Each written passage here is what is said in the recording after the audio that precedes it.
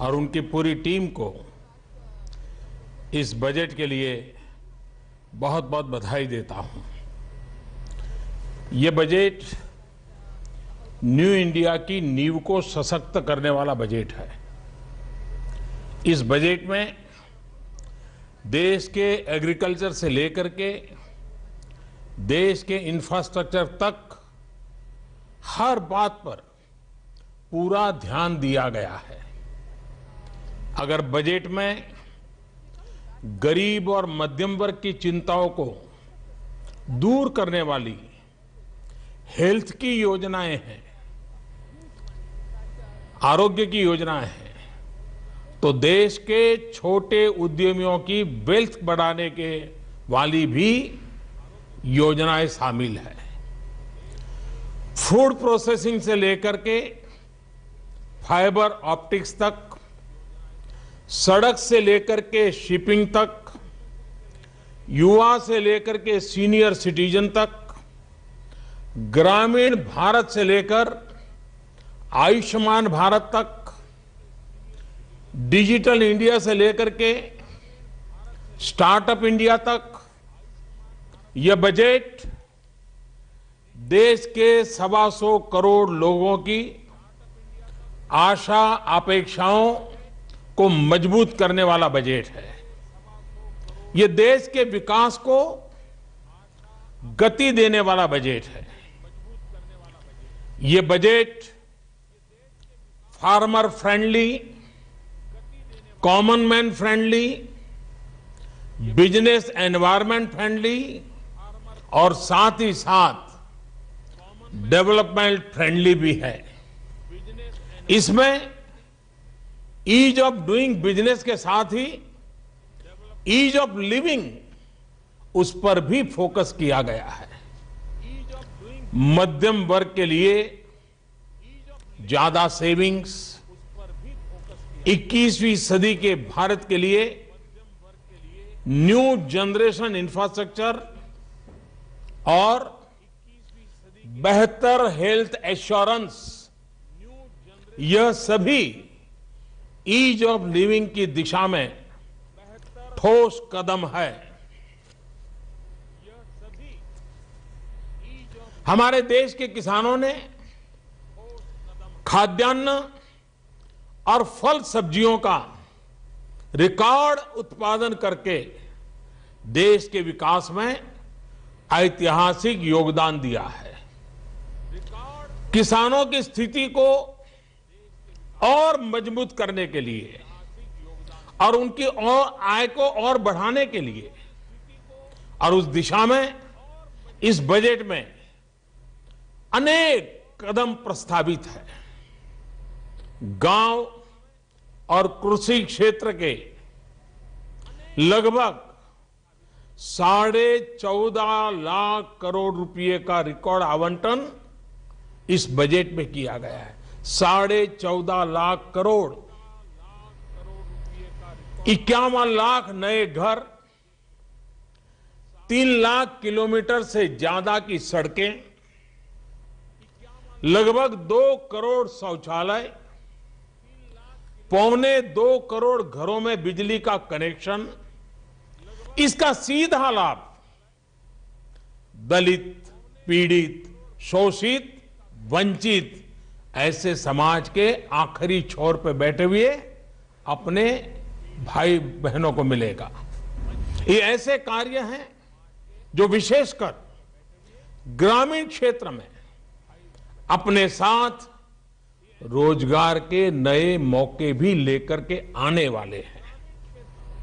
किसानों को उनकी लागत का 1.5 गुना मूल्य दिलवाने की घोषणा मैं वित्त मंत्री जी विशेष रूप से सराहना करता हूं।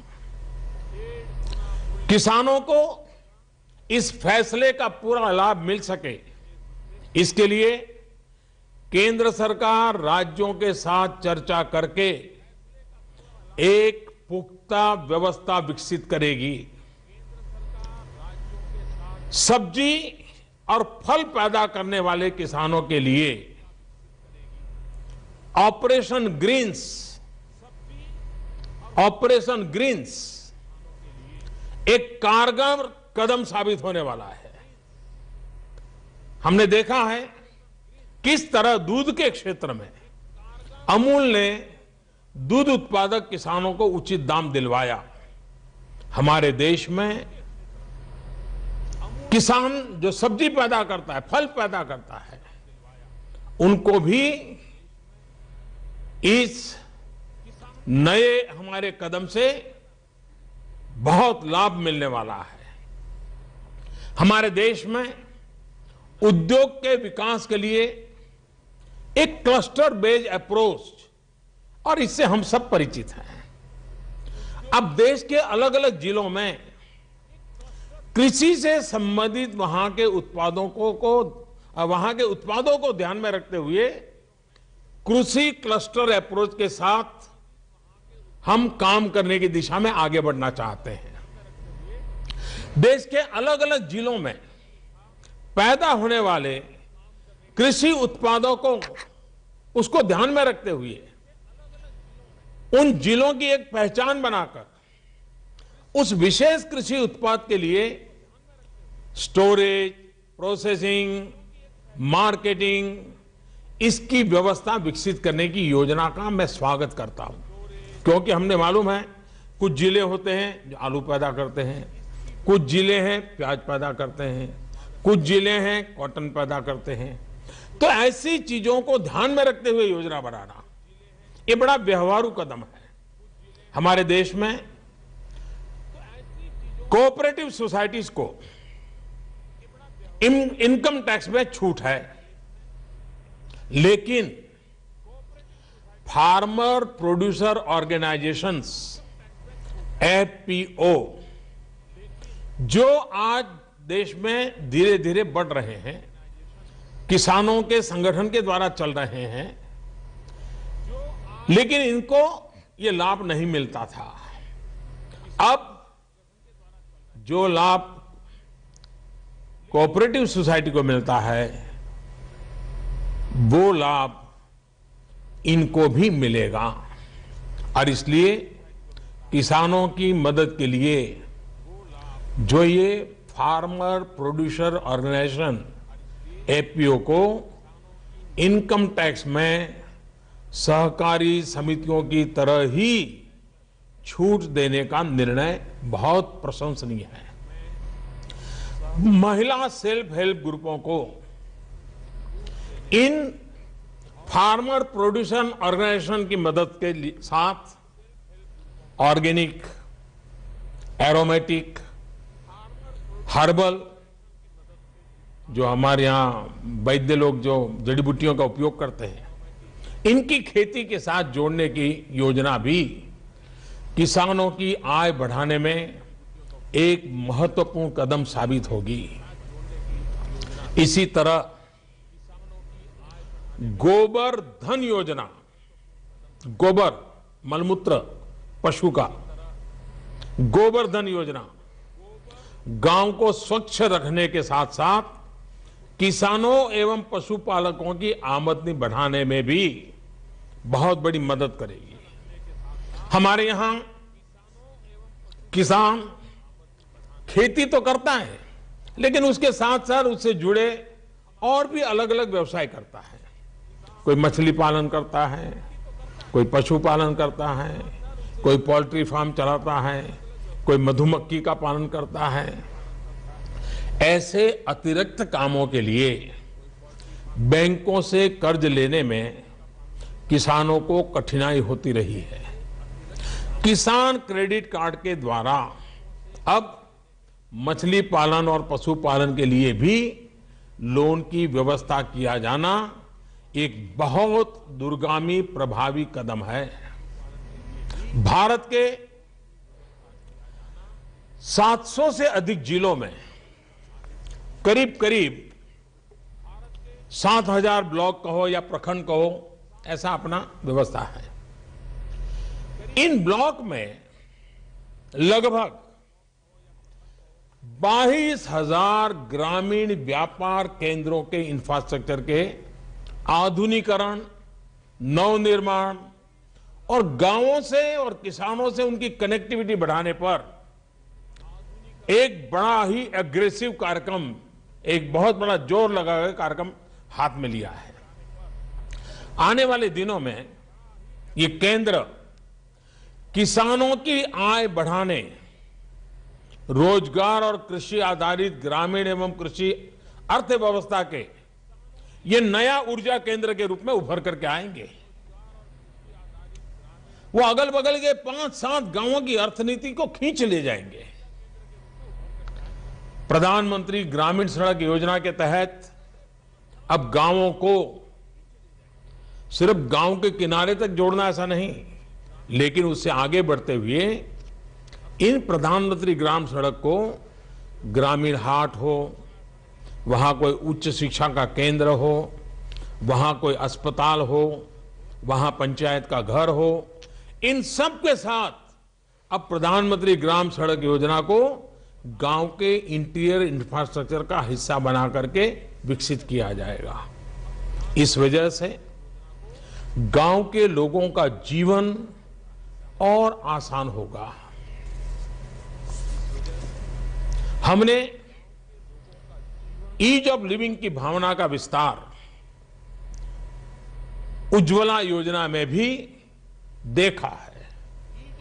ये योजना देश की गरीब महिलाओं को न सिर्फ धुएं से मुक्ति दिला रही है, बल्कि उनके सशक्तिकरण का भी बड़ा माध्यम बनी है। मुझे खुशी है कि इस योजना का विस्तार करते हुए अब इसके लक्ष्य को 5 करोड़ परिवार से बढ़ाकर 8 करोड़ परिवार कर दिया गया है।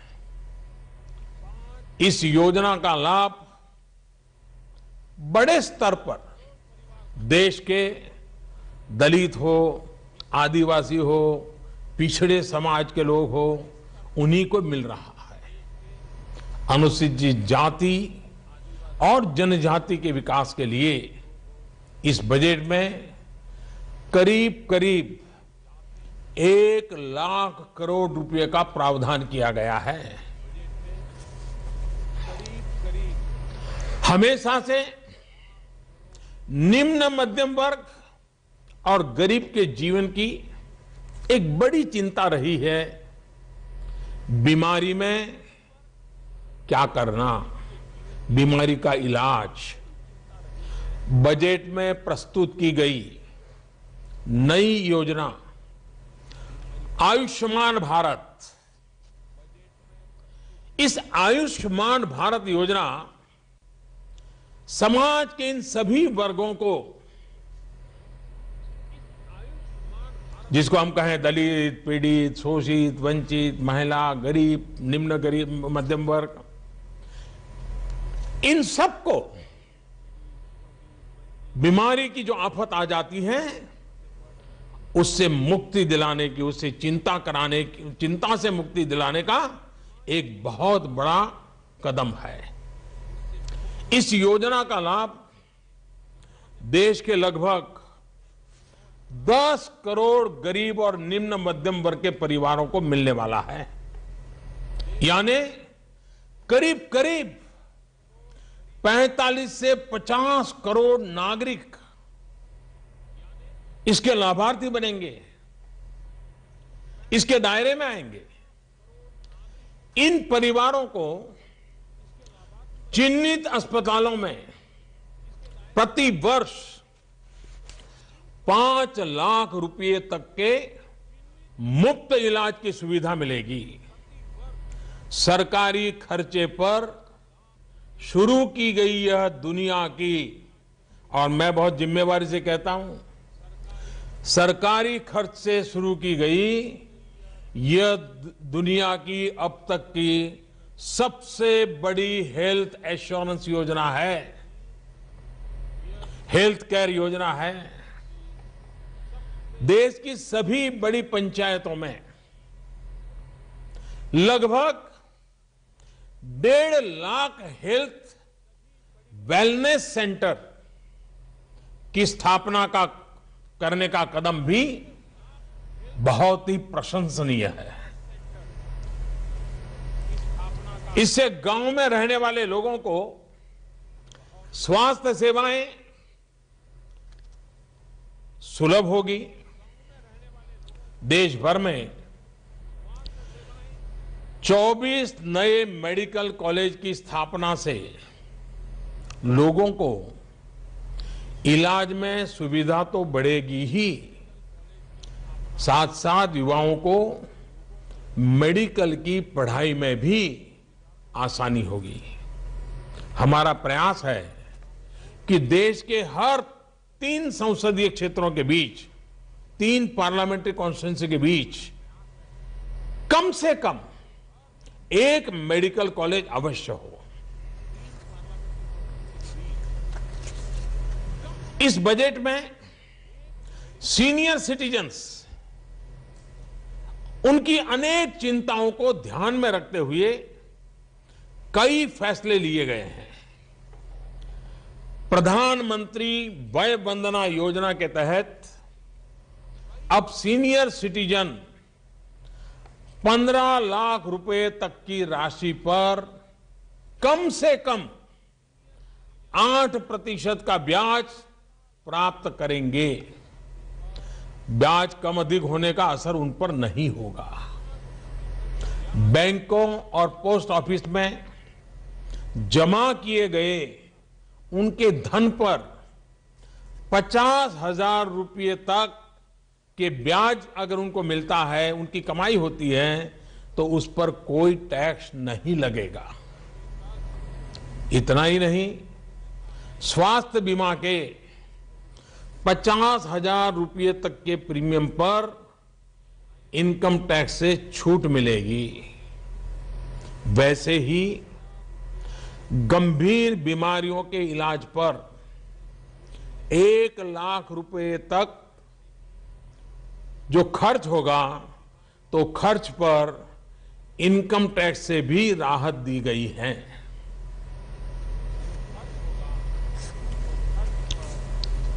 लंबे अरसे से हमारे देश में सूक्ष्म, लघु एवं मध्यम उद्योग, जिसको हम एमएसएमई के रूप में जानते हैं, बड़े बड़े उद्योगों से भी ज्यादा दर इन एमएसएमई को टैक्स के रूप में देना पड़ता था। इस बजट में सरकार ने एक साहसपूर्ण कदम उठाते हुए सभी सूक्ष्म, लघु और मध्यम उद्योग यानी एसएमई के टैक्स रेट में 5% की कटौती कर दी है। अब इन्हें 30% की जगह 25% टैक्स देना पड़ेगा। एमएसएमई उद्योगों को आवश्यक पूंजी मिले, आवश्यक वर्किंग कैपिटल मिले, इसके लिए बैंक एवं एनबीएफसी के द्वारा ऋण की व्यवस्था को और आसान कर दिया गया है। इस प्रकार मेक इन इंडिया के मिशन को भी एक नई ताकत मिलेगी।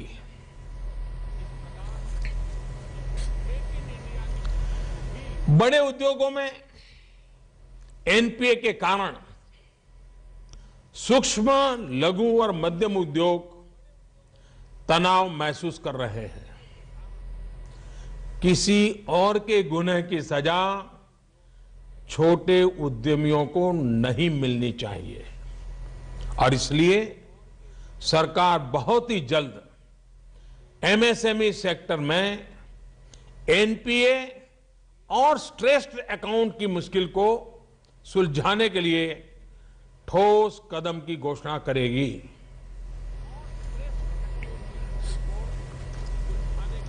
रोजगार को प्रोत्साहन देने के लिए और एम्प्लॉय को सोशल सिक्योरिटी देने की दिशा में सरकार ने एक दूरगामी सकारात्मक निर्णय लिया है। इससे इनफॉर्मल से फॉर्मल की ओर बढ़ने का अवसर मिलेगा। साथ साथ रोजगार के नए अवसर पैदा होंगे। अब सरकार नए जो श्रमिक होंगे, नए श्रमिकों के ईपीएफ अकाउंट में 3 साल तक 12% का योगदान स्वयं सरकार देगी। इसके अलावा महिलाओं को रोजगार के ज्यादा अवसर मिले और उनकी टेक होम सैलरी बढ़े, इसके लिए जो नई महिला कर्मचारी, महिला श्रमिक जिनका 3 वर्ष के लिए ईपीएफ में योगदान अब 12% से कम करके 8% किया जा रहा है। हालांकि इस अवधि में जो एम्प्लॉयर है,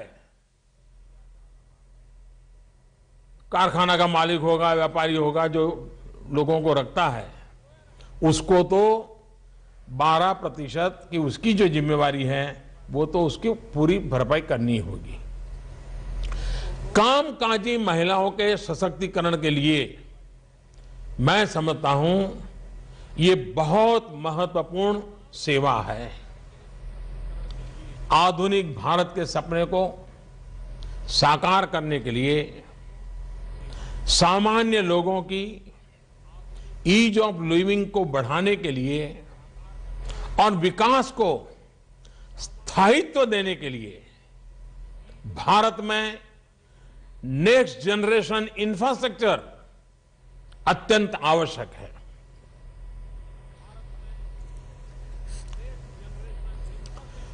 रेल हो, मेट्रो हो, हाईवे हो, हाईवे हो, पोर्ट हो, एयरपोर्ट हो, पावर ग्रिड हो, गैस ग्रिड हो, सागरमाला हो, भारतमाला हो, डिजिटल इंडिया से जुड़े हुए इंफ्रास्ट्रक्चर के विकास पर, यानी ऐसे काम है जो मैं समझता हूं नेक्स्ट जनरेशन इंफ्रास्ट्रक्चर है और उनके लिए बजट में बहुत बड़ा बल दिया गया है।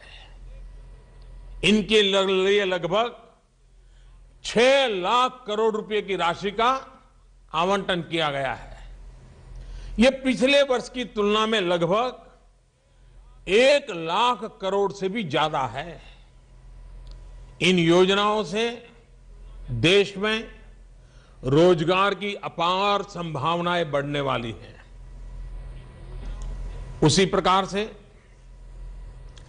वेतनभोगी मध्यम वर्ग को दी गई टैक्स राहत के लिए भी जो सैलरीड क्लास है उनको जो राहत दी गई है उसके लिए भी मैं विशेष रूप से वित्त मंत्री को अभिनंदन करना चाहता हूं।